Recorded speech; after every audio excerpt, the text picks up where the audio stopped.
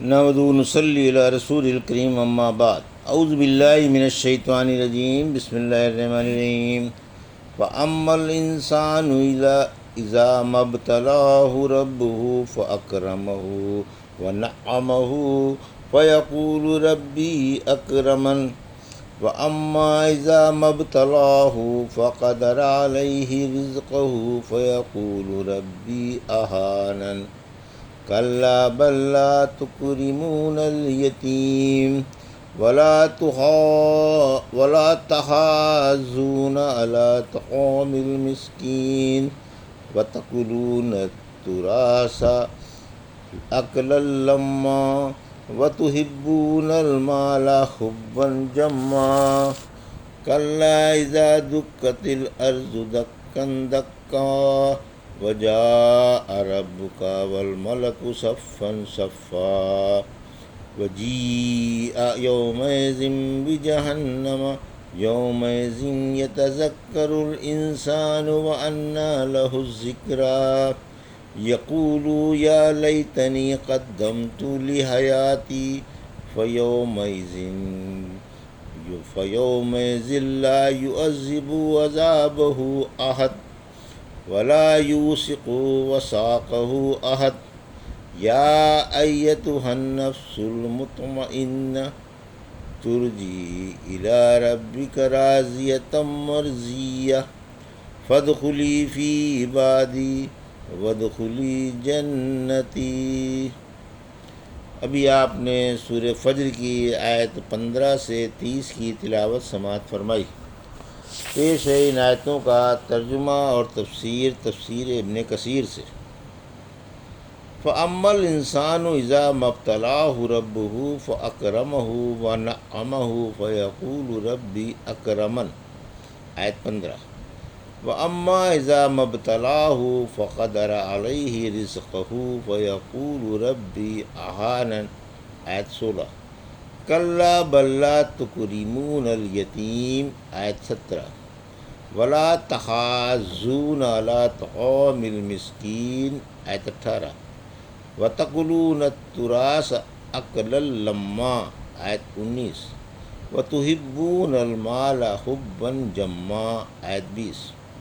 ترجمہ: جب انسان کو اس کا رب عزت و نعمت دے کر آزماتا ہے تو وہ کہتا ہے میرے رب نے میری عزت کی، اور جب روزی تنگ کر کے آزماتا ہے تو کہتا ہے میرے رب نے میری توہین کی۔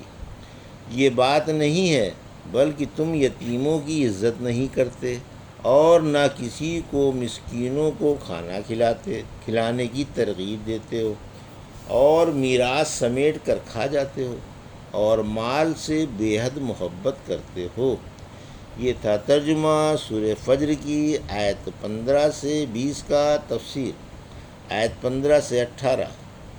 تو نگری رحمت کی نشانی نہیں، دولت اللہ کی مہربانی کی نشانی نہیں ہے، بلکہ اس سے انسان کو آزمایا جاتا ہے۔ فرمایا سورہ مومنون کی آیت 55 اور 56 میں، کیا لوگ کثرت مال و اولاد کو نیکی کی نشانی سمجھتے ہیں؟ یہ ان کی ناسمجھی ہے۔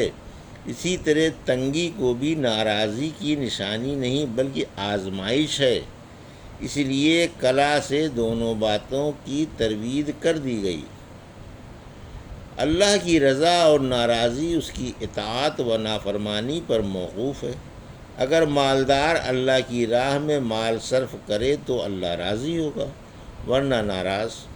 اسی طرح اگر غریب تنگی پر صبر کرے تو اللہ راضی ہوگا، ورنہ ناراض۔ معلوم ہوا کہ عزت و ذلت کا دار و مدار اطاعت پر ہے۔ اطاعت ہی کا ایک شعبہ یتیموں اور محتاجوں کے حقوق کی نگرانی ہے۔ اگر مالدار ان کی نگرانی نہیں کرتا تو مال اسے اللہ سے دور کر دے گا، اور اگر غریب نگرانی کرتا ہے تو اللہ کو راضی کر لے گا۔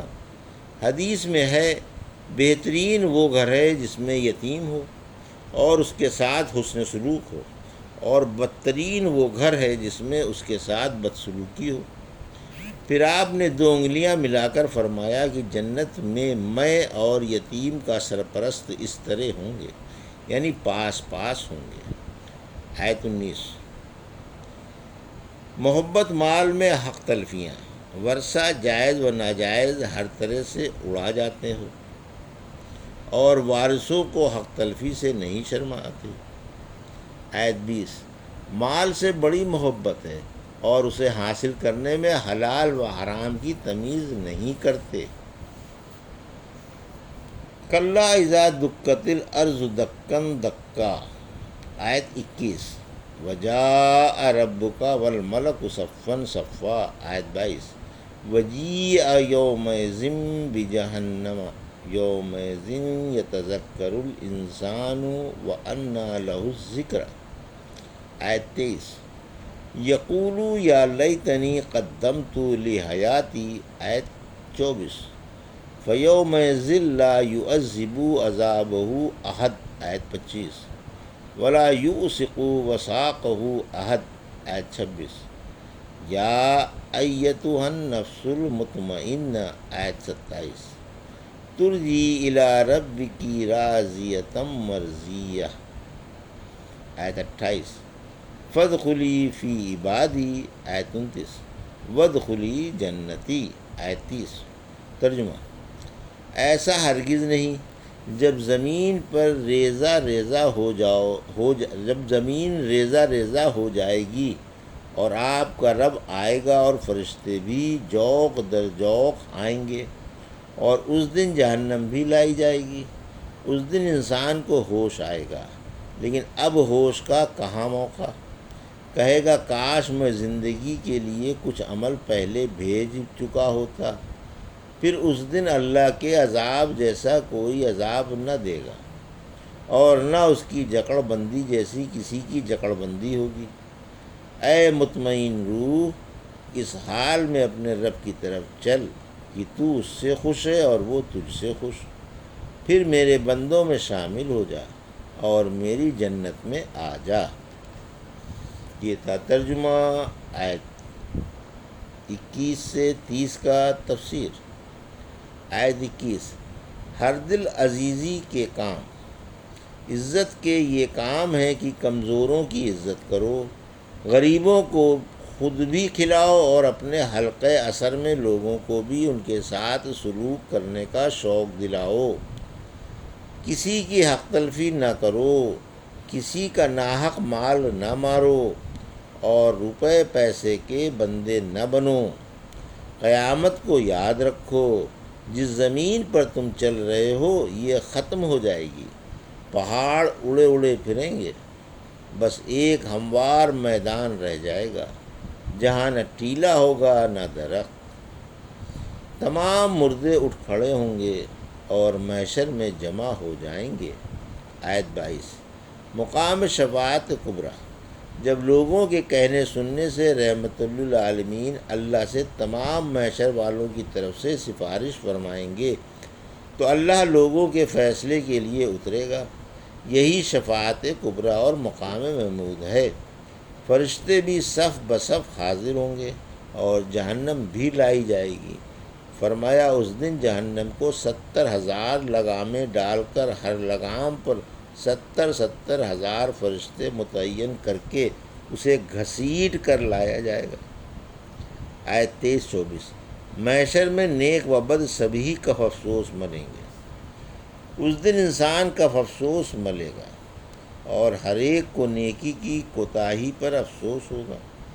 ایک حدیث میں ہے کہ اگر کوئی پیدائش کے وقت سے مرتے دم تک سجدے میں ہی پڑا رہے اور اللہ کا پورا پورا مخلص عابد ہو، اس دن وہ بھی اپنی عبادت حقیر سمجھے گا اور دنیا میں پھر بھیجے جانے کی آرزو کرے گا۔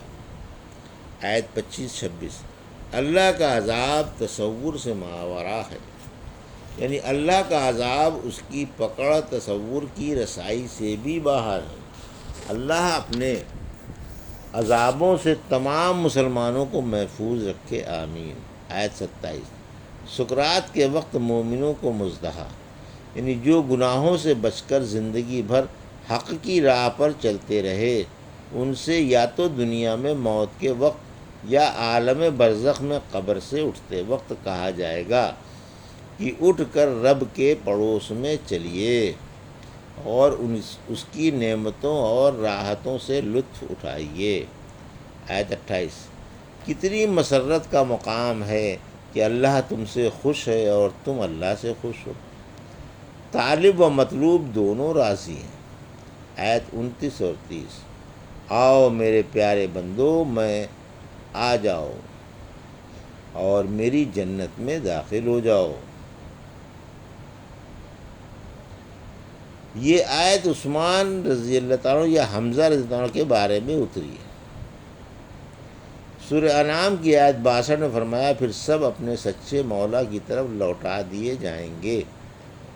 سورہ غافر کی آیت 43 میں فرمایا ہم سب کا لوٹنا اللہ ہی کی طرف ہے۔ صدیق رضی اللہ عنہ کی موجودگی میں یہ آیتیں اتریں، بولے کیسا پیارا کلام ہے۔ فرمایا یہ بات تم سے بھی کہی جائے گی۔ طائف میں ابن عباس کے انتقال کے وقت ایک عجیب و غریب پرندہ نمودار ہوا جو اس سے پہلے کبھی نہیں دیکھا گیا۔ یہ آپ کی لاش میں چلا گیا مگر نکلتا ہوا معلوم نہیں ہوا۔ دفن کے بعد قبر کے ایک گوشے سے آواز آئی، یا ایتھا النفس المطمئنہ۔ مسلمان کے صبر کی آزمائش۔ ایک دفعہ چند مسلمان رومیوں کے ہاتھوں گرفتار ہو گئے۔ قیصر نے انہیں ترک و اسلام کا حکم دیا اور انکار پر قتل کی دھمکی دی۔ 3 تو مرتد ہو گئے مگر چوتھے نے انکار کر دیا۔ آخر اس کی گردن اڑا کر سر کو نہر میں ڈال دیا گیا۔ سر پہلے تو نہر میں ڈوبا پھر فوراً اوپر آ گیا اور اپنے تینوں ساتھیوں سے اس طرح خطاب کرنے لگا، خبردار اللہ کا فرمان ہے، یا ایتھا نفس المطمئنہ۔ پھر پانی میں ڈوب گیا۔ حاضرین پر سناٹا چھا گیا اور لوگوں پر بڑا ہی اچھا اثر ہوا۔ لوگ مسلمان ہونا ہی چاہتے تھے کہ بادشاہ نے دربار موقوف کرا دیا۔ تینوں مرتد مسلمان ہو گئے اور قید ہی میں رہے۔ آخر منصور کی طرف سے فدیہ آ کر جاں بخشی ہوئی۔ الحمدللہ سورہ فجر کی تفسیر تمام ہوئی۔ اللہ سے قبول فرمائے، آمین۔ یہ تھا سورہ فجر کی آیت 15 سے 30 کا ترجمہ اور تفسیر جو بھی آپ نے سماعت فرمائی۔ بارک اللہ لی و لکم فی القرآن الحکیم ونفعنا وإیاکم بآیات الذکر الحکیم۔